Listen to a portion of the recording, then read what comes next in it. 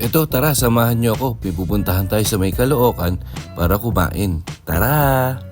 So ayan, nandito na tayo sa may Liano Road, sa may Caloocan, para batikban ng isang authentic na shawarma. At ito ay family business ng aking kaibigan na si Mark Rehis. Yan, maraming salamat sa iyo Mark at pinapunta mo ako dito sa inyong shop. At sayang naubusan ako ng beef. Ang in-order ko na lang ay isang pair ng chicken shawarma at isang shawarma rice. At dahil nga authentic ito na pang Abu Dhabi, yan, kung ano yung mga sauce nila dyan ay hindi ko alam. Pero napakasasarap ng mga sauce na yon. So ayan, umpisa na natin kumain.